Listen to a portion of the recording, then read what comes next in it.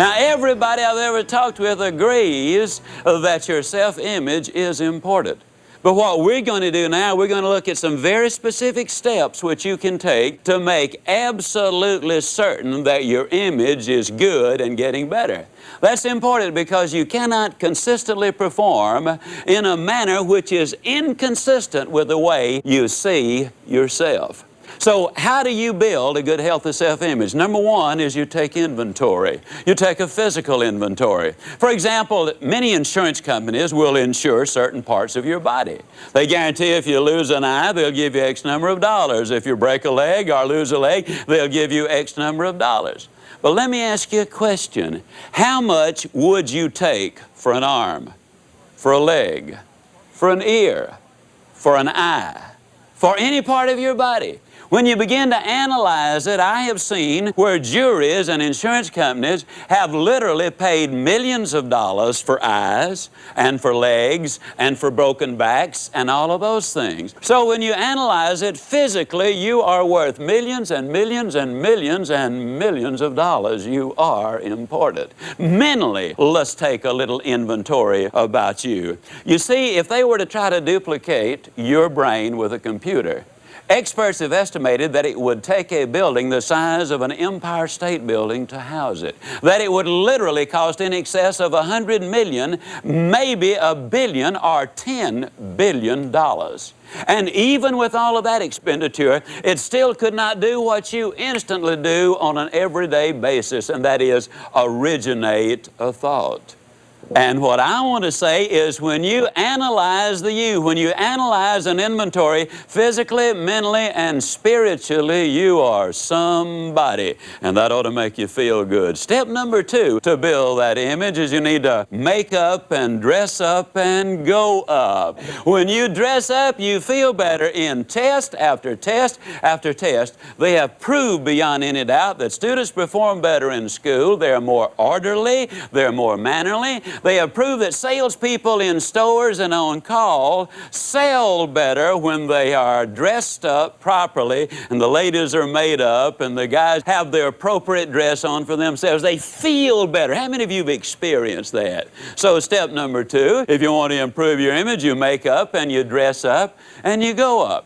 And then, of course, you need to listen to speakers. And the truth is, that's exactly what you're doing. Listen to teachers. Listen to preachers. Listen to people who have something to say, who will give you a lift and make you feel better about yourself. Then the next step you can take is remember, you oftentimes need to walk before you can run. A high jumper who can jump 6 feet is not going to go out on the first day or the first jump he takes and say, set it at 6 feet, that's as high as I can go. He'll put it a little lower, and his confidence builds as he goes up. When we teach our children to become cooks and really do things around the house, we don't move them from oatmeal cookies to baked Alaska, do we? We move them one short step at a time. You don't go from 2 times 2 to 28,961 times 49,368. But you take some steps along the way there, and every step gives you that extra amount of confidence. The next step is you need to join the Smile and Compliment Club. Now, I want to emphasize a point. I believe with all my heart, my philosophy has been for a long time, that you can have everything in life you want if you will just help enough other people get what they want. And when I talk about the Smile and Compliment Club, I mean simply that if you will look at people and smile, and if you will compliment them on some specific observable behavior, now that is a key there, then they're going to feel better. And you know, the interesting thing is when they feel better, they'll grin all over, and in most cases they will just thank you profusely. They'll feel better, but you know what? You're going to feel even better than they will. Now, remember a moment ago I said you can have everything in life you want if you'll just have enough other people to get what they want? You need to take that and apply it not as a tactic, but as a philosophy in life. For example, if you will start doing some things for somebody who can do absolutely nothing in return for you. I'm talking about visiting a shut-in. I'm talking about reading a book into the microphone for the blind. I'm talking about taking some food or clothing to someone whom you know is in need, and not just at Christmas and not just at Thanksgiving, but when you do something for somebody else, there's nothing on this earth that makes you feel as good as that does. It really builds that image. Now, you need to be careful of whom you associate with if you want your image to really grow. You know, the right people really can give you a lift and make you feel good about yourself. And the wrong people can literally pull you down and make you feel less about yourself. You're influenced by the people you're around. There's no question about that. To build your image, you need to list your positive qualities. Now, I want you to think with me on this one just for a moment. The truth is, you have an incredible number of them, and they can be developed and extended even further.